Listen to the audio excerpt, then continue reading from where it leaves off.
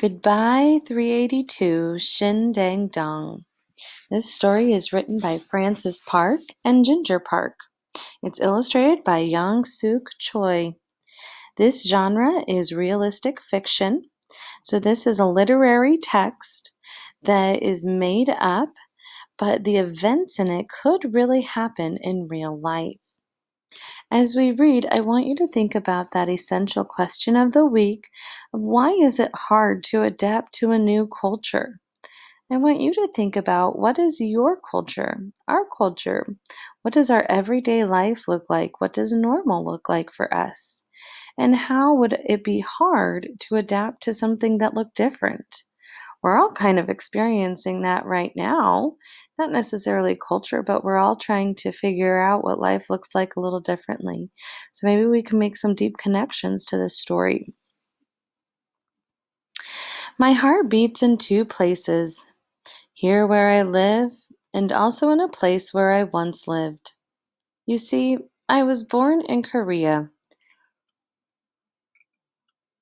One day, my parents told me we were moving to America.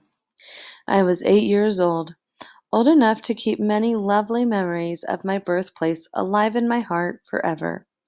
But one very sad memory stays with me too. The day I cried, "Goodbye, 382 Shindang Dong." On that summer day, I woke up to the sound of light rain tapping on my window. The monsoon season was coming. I didn't even need to open my eyes to know that. It was that time of year. It was also time to move. In a few hours, I would be on an airplane. When I opened my eyes, my heart sank. My bedroom was so bare. No hand-painted scrolls or colorful fans on my wall. No silk cushions or straw mats on my floor. All my possessions were packed away in a big brown box marked "Lovely Things." I frowned and listened to the raindrops. 1, 2, 3.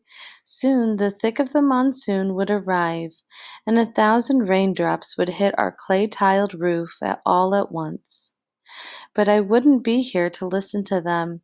I would be halfway around the world in a strange, foreign place called 112 Foster Terrace, Brighton, Massachusetts, USA. My parents were very excited. "Zhang-mi, you will like America," Dad tried to assure me. "Are the seasons the same?" I wondered. "Oh, yes." "With monsoon rains?" "No, Zhang-mi, no monsoon rains." "No friends either," I moaned. "You will make many new friends in America," Mom promised me, "in your new home." But I loved my home right here. I didn't want to go to America and make new friends. I didn't want to leave my best friend, Kisuni. After breakfast, Kisuni and I ran out into the rain and to the open market. Monsoon season was also the season for sweet yellow melons called chummy. Kisuni and I would often peel and eat chummy under the willow tree that stood outside my bedroom window. But today the chummy were for guests who were coming over for a farewell lunch. At the market, we peered into endless baskets and took our time choosing the ripest, plumpest chummy we could find. "Do they have chummy in America?" Kisuni wondered. "No," I replied, "but my mom says they have melons called honeydew." "Honeydew?" Kisuni giggled. "What a funny name." Soon after we returned, family and friends began to arrive, carrying pots and plates of food. One by one, they took off their shoes, then entered the house. Grandmother was dressed in her most special occasion hanbok. She set up the long bop song, and before I could even blink, on it were a big pot of dumpling soup and the prettiest pastel rice cakes I had ever seen. Okay, I'm going to take a moment here and I want you to make a connection to the context clues surrounding that word bap sang. Says she set up the long bap sang, and before I could even blink, on it were a big pot of dumpling soup and the prettiest pastel cakes. So look at what this could possibly be. I want you to make some connections to those comparison words. Kisuni and I peeled and sliced our chummy and carefully arranged the pieces on the plate. Then everybody ate and sang traditional Korean songs and celebrated in a sad way. Love and laughter and tears rippled through our house. How I wanted to pack these moments into a big brown box and bring them with me to America. Kisuni and I sneaked outside and sat beneath the willow tree. We watched the rain with glum faces. Kisuni, I wish we had never moved from this spot, I said. Me too, she sighed. Zhangmi, how far away is America? My mom says it's halfway around the world, and my dad told me that when the moon is shining here, the sun is shining there.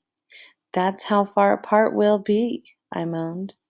That's really far, Kisuni moaned back. We watched the rain and grew more glum than ever. Then Kisuni perked up. So when you're awake, I'll be asleep. And when I'm awake, you'll be asleep, she declared. At least we'll always know what the other one is doing.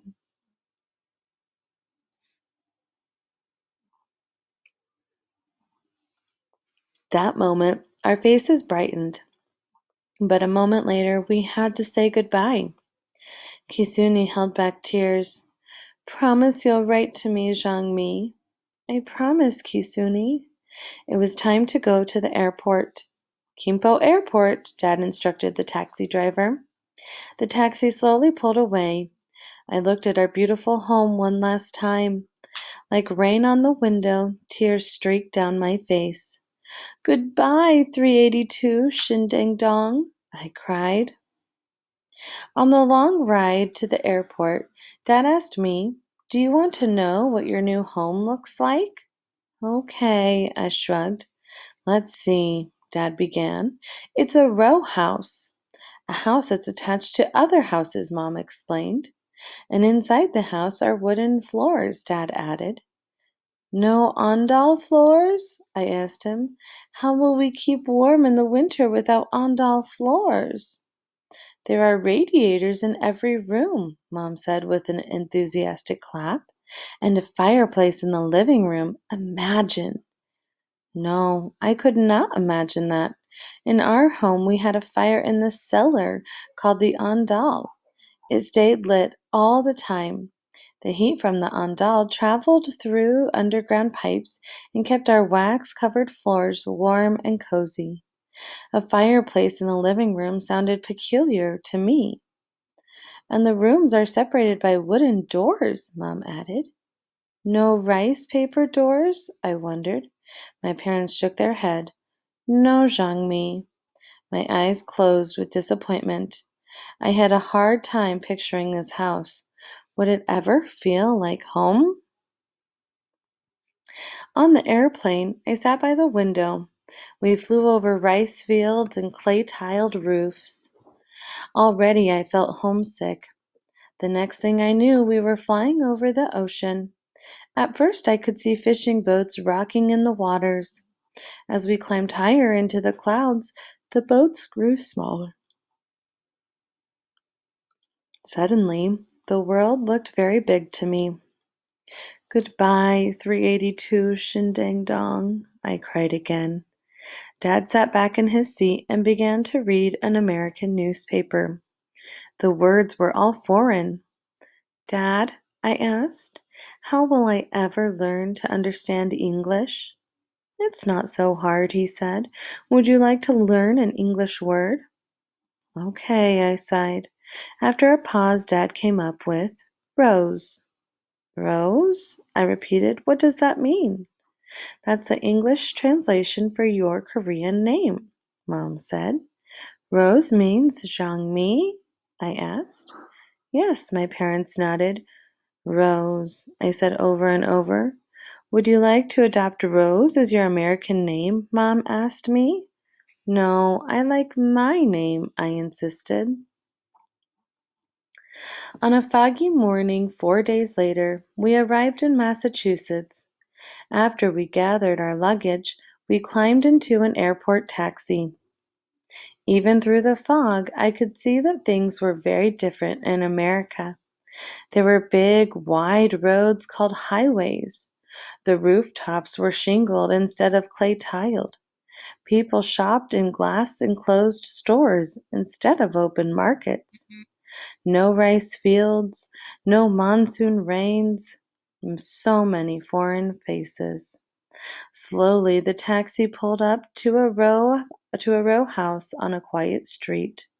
Red brick steps led up to a window door. Here we are, Shangmi, Dad said. 112 Foster Terrace, Brighton, Massachusetts, USA. The house was just as my parents had described it. I took off my shoes and walked on wooden floors. They felt very cold. I opened wooden doors. They felt very heavy. Outside the fog had lifted, but inside everything felt dark and strange. Look, Dad pointed out the window. There's a tree just like the one at home. No, it's not, Dad. It's not a willow tree, I said. No, he agreed. It's a maple tree, but isn't it beautiful? 382 Shindang Dong. 382 Shindang Dong. I wanted to go home to 382 Shindang Dong right now.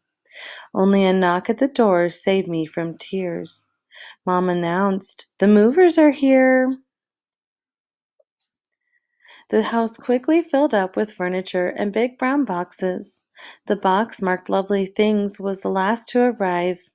I unpacked all my possessions. I hung my hand-painted squirrels and colorful fans on the walls. I placed my silk cushions and straw mats on the floor. Then came another knock. To our surprise, a parade of neighbors waltzed in carrying plates of curious food. There were pink and white iced cakes and warm pans containing something called casseroles. A girl my age wandered up to me with a small glass bowl. Inside the bowl were colorful balls. They smelled fruity. She pointed to a red ball and said, "Watermelon." She pointed to an orange ball and said, "Cantaloupe." Lastly, she pointed to a green ball and said, "Honeydew." I took a green ball and tasted it. Mmm. It was as sweet and delicious as chummy. The girl asked me a question, but I couldn't understand her. She wants to know what kind of fruit you eat in Korea, Dad stepped in. Chummy, I replied. Chummy, the girl repeated, then giggled, just like Kisuni. She asked me another question. She wants to know your name, Dad said. Maybe someday I will adopt Rose as my American name, but not today. Zhang Mi, I replied. Zhang Mi, the girl smiled. My name is Mary. Mary smiled back. I had made a new friend. Later, when all the guests had gone, I went outside and sat under the maple tree. Dad was right, it was beautiful. Maybe someday Mary and I would sit beneath this tree and watch the rain fall, and maybe I would come to love it as much as our willow tree back home in Korea, but not today. I began to write, Dear Kisuni, my best friend was so far away from me, so very far, but at least I knew where Kisuni was and what she was doing. She was halfway around the world, sleeping to the sound of 1,000 raindrops hitting her clay-tiled roof all at once.